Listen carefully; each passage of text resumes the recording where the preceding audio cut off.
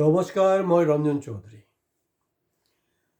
বাংলাদেশৰ অগ্নিগৰ্ভ অৱস্থা আপোনালোকেতো দেখিছেই, সেইটো পেপাৰে পত্ৰে আহিছে। আৰু এইফালে আমাৰ বিশ্বগুৰু মোদী ডাঙৰীয়াও আহিছে।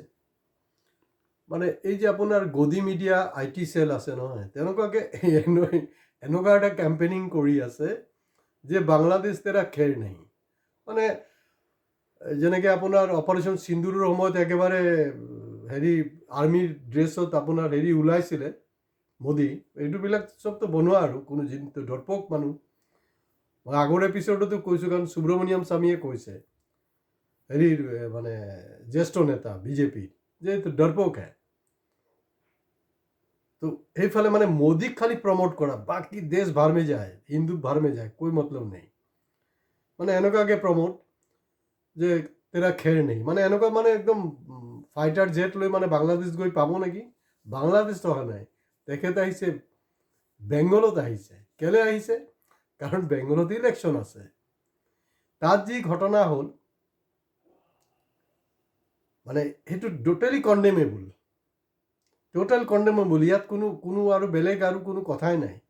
দীপু দাস হিন্দু না মুছলমান সেইটো নহয়, একজন নিৰীহ শ্ৰমিকক নৃশংসভাৱে মৰা হ'ল, সেইটো কণ্ডেমেবল। ইয়াত কোনো বেলেগ ষ্টৰি নাই। আৰু যে আমাৰ যিজন মানে আওয়ামী লীগৰ বিৰোধী যি আন্দোলন হৈছিলে, তাৰ নেতৃত্ব লৈছিলে 2024 অগষ্টত, তেওঁ মুছলমান। আৰু তেওঁৰ একাডেমিক বেকগ্ৰাউণ্ডটো চাব, তেওঁ বহুত ব্ৰিলিয়েণ্ট মানুহ হয়। নেতৃত্ব লৈছিলে। যোৱা সময়ছোৱাত তাত এটা প্ৰটেষ্টৰ সময় কোনোবা আততায়ী তাক মাৰি পেলোৱা নাই, মানে গুলীবিদ্ধ কৰিলে। আৰু আল্টিমেটলি ছিংগাপুৰলৈ লৈছিলে ট্ৰিটমেণ্টৰ কাৰণে, তাতে মৃত্যু হ'ল। তো জুবিনৰ মৃত্যু ছিংগাপুৰতে হৈছে। অলপ ক'ৰবাত এটা মিল পাই আছোঁ। তাততো আৰু কনস্পিৰেচি নহয় ট্ৰিটমেণ্ট। তো জুবিনৰ ক্ষেত্ৰত তাততো বহুত কনস্পিৰেচি, বহুত কিবা কিবি আছে, সেইবিলাকতো আমি ডেইলি কৰি আছোঁ। কিন্তু জুবিনৰ চব কথাটো আকৌ সেই ছিংগাপুৰ ঘূৰাই পকাই, কিন্তু ছিংগাপুৰৰ পৰা যেতিয়া বাৰ্তাটো আহি পালে, তেতিয়াই কিন্তু বাংলাদেশ অগ্নিগৰ্ভ হৈ গ'ল।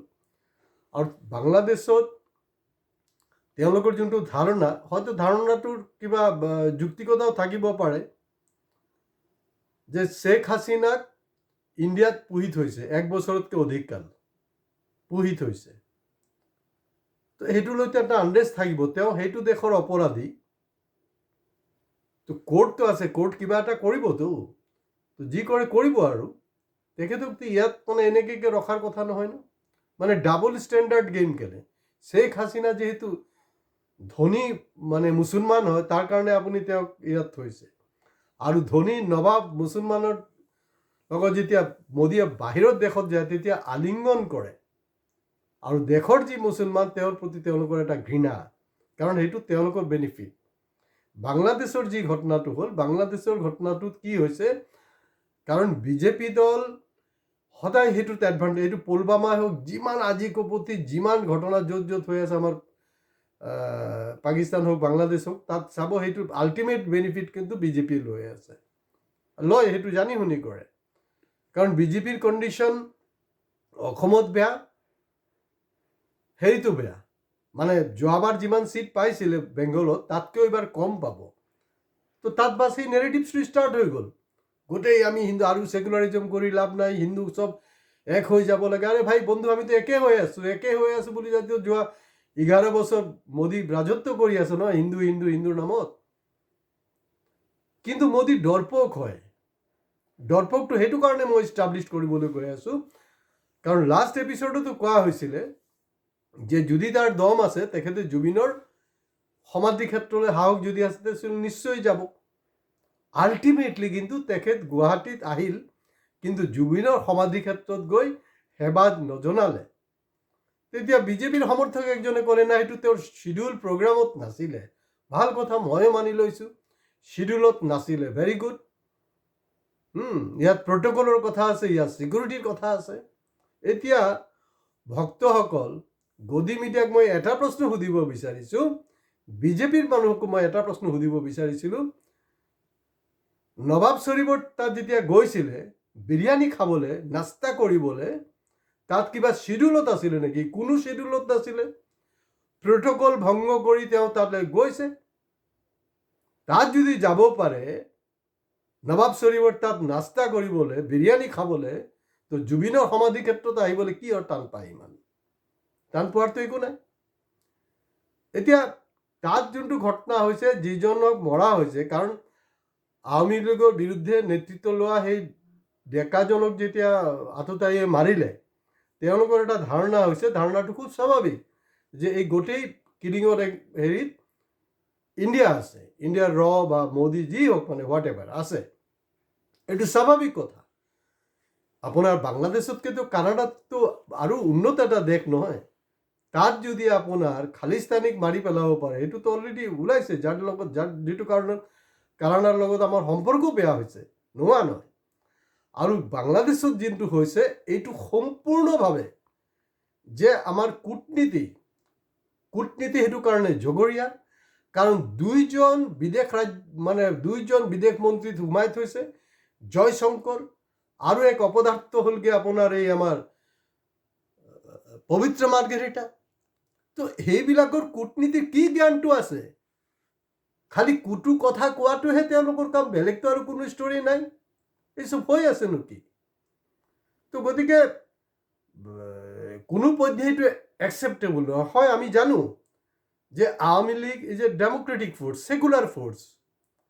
সেইটোক সেকুলাৰ ফ'ৰ্চক লৈ আপোনালোকে চিন্তিত হৈ আছে, কিন্তু ভাৰতবৰ্ষৰ সেকুলাৰ ফ'ৰ্চক যে আপোনালোকে বুলডোজাৰ চলাই আছে যোৱা 11টা বছৰ, তাৰ হিচাপ কোনে দিব?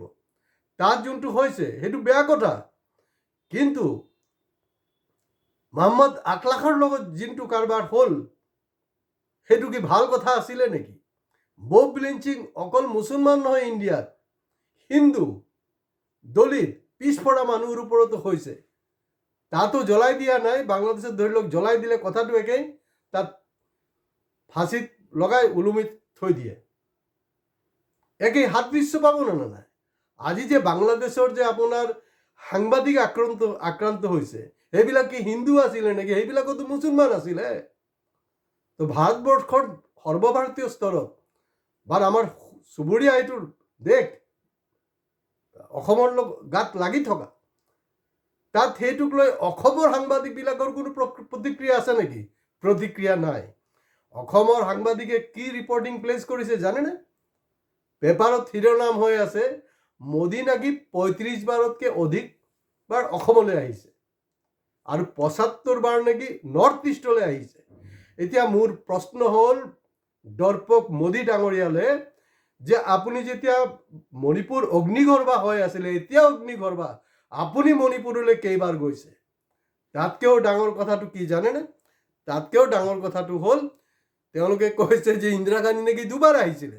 হয়, 2বাৰ আহিছিলে, কিন্তু ইন্দিৰা গান্ধী 2বাৰ অহাৰ পিছতো পাকিস্তানক 2 টুকুৰা কৰিলে। ইয়াত অসমত অবৈধ বাংলাদেশী 80 লাখ আছে, অবৈধ বাংলাদেশী 80 লাখ। তো 35 বাৰ যে আহিলি, তো 35 লাখ বাংলাদেশী খেদিব পাৰিছে নে নাই? ইয়াৰ পৰা নাই, নেখেদে তাহাঁতি। মই এইটোক আপোনালোকক গ্যাৰেণ্টি দিছোঁ, তাহাঁতি জিন্দগীত নেখেদে। কাৰণ সেইবিলাক এই যে আজমলৰ লগত পলিটিক্স, বাংলাদেশৰ পলিটিক্স, এই পলিটিক্সটো কিন্তু থাকিবই। আৰু এই যে 35 বাৰ আহিছে, কাৰণ তেওঁৰতো একচুৱেলি খাই বৈ কামেই নাই। তেওঁতো সৰু বাচ্চাৰ নিচিনা ফুৰি আছে ন, তেওঁৰতো কাম নাই। কাম থাকিলে ইমান বাৰ আহিব নোৱাৰে। আৰু প্ৰডাক্টিভিটি কি? এই যে এতিয়া যে আপোনাৰ 20-21 যে অসমতো প্ৰগ্ৰাম থৈছে, প্ৰডাক্টিভিটিটো কি? হিচাপ মিলাব, সেইটো লৈ আমি এপিছড কৰিম। নামৰূপৰ ওপৰতো স্পেচিফিক কৰিম, আৰু গুৱাহাটীত যি ভাওনা হ'ল সেইটোক লৈ আমি কৰিম। কিন্তু হিন্দু সংকটত নহয়।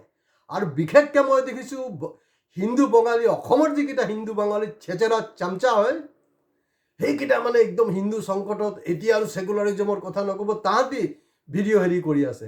আৰে যোৱা 11টা বছৰ অসমৰ হিন্দু বঙালী কেইটাই চাকৰি পালে? কেইজনে সংস্থাপিত হ'ল? একোডাল নাই, চব বাবাজিকা ঢুল্লু হৈ আছে। তাৰ পিছতে মানে চামচাগিৰি। কিন্তু 26ত এইটো প্ৰত্যুত্তৰ। অসমত কি হ'বতো নাজানো, কিন্তু ৱেষ্ট বেংগল মানে হেৰি হৈছে। তো ঠিক আছে, নিয়মত 25 বাৰ আহিছে, 35 টুকুৰা কৰ। তেতিয়াতো আৰু এই গোটেই যে জিঅ' পলিটিক্সটো আছে, গোটেই জিঅ' পলিটিক্সৰ মাজত কিন্তু আপোনাৰ আমেৰিকা আছে, চাইনাৰ লগতো বেয়া যদি আমেৰিকাৰ, এইটো এনেই ড্ৰামা এইবিলাক। চাইনা আছে, নেচাৰেলি পাকিস্তান থাকিবই, এইবিলাক স্বাভাৱিক কথা। আপুনি ভাৰতবৰ্ষৰ সংখ্যালঘুৰ ওপৰত ৰঙা চকু নেদেখাব, এনে তেওঁলোকৰ ওপৰত জুলুম কৰি লাভ নাই। এইটো জানি শুনি কৰা হৈছে। আপুনি ধাৰাবাহিকভাৱে ভাৰতবৰ্ষত মানে মুছলমান বিৰোধী, মাইনৰিটি বিৰোধী এক্টিভিটিজ কৰি থাকিব, আৰু ওচৰ যোনটো আমাৰ দেশ তাত শান্তিপূৰ্ণ থাকিব, সেইটো নহয়। এইটো এটা মানে জইণ্ট নেক্সাছ যাতে টিকি থাকিব পাৰে। গতিকে সেকুলাৰ ফ'ৰ্চ ইজ অলৱেজ জিন্দাবাদ, ফাণ্ডামেণ্টেলিষ্ট মাষ্ট বি ডাউন। কিন্তু এই যে আমাৰ যিবিলাকে চামচাগিৰি কৰি আছে, মোদী একো কৰিব নোৱাৰে। ঠিক আছে ৰে ভাই, পাকিস্তানকতো দুই টুকুৰা কৰিলে নহয় ইন্দিৰা গান্ধী, দুবাৰ আহি অসমত। তোৰ যদি দম আছে কমচে কম বাংলাদেশকে দুই টুকুৰা কৰি দেখা। কিন্তু ঘেণ্টা, মই ঘেণ্টা বুলি সেইটো কাৰণে কৈছোঁ, কাৰণ জুবিনৰ মাতটো মোৰ মুখৰ পৰা ওলায়, কাৰণ ভইচটো অলপ খালি বেলেগ। ঘেণ্টা সি দুটা নহয়, সি এনেকৈ কৰি থাকিব। কিমান বাৰ আহিলে প্ৰভু মই এটাই ক'ম, আৰু সাংবাদিকবিলাককো মই ৰিকুৱেষ্ট কৰিছোঁ, আপোনালোকে কি ধৰণৰ এই ধৰণৰ নেৰেটিভছ দিয়ে। 35 বাৰ আহিছে, কিয় 35 বাৰ? কোনো কাম নাইকিয়া। মই জানো হয়তো বহুতে বেয়া পাইছে, বেয়া পালে মই এই ঘণ্টা হিচাপ কেয়াৰ নকৰোঁ। যিবিলাকে ভাল পাইছে ভিডিঅ' শ্বেয়াৰ কৰিব, লাইক কৰিব, কমেণ্টছ কৰিব, আৰু প্লিজ ছাবস্ক্ৰাইব কৰিবলৈ নাপাহৰিব। নমস্কাৰ।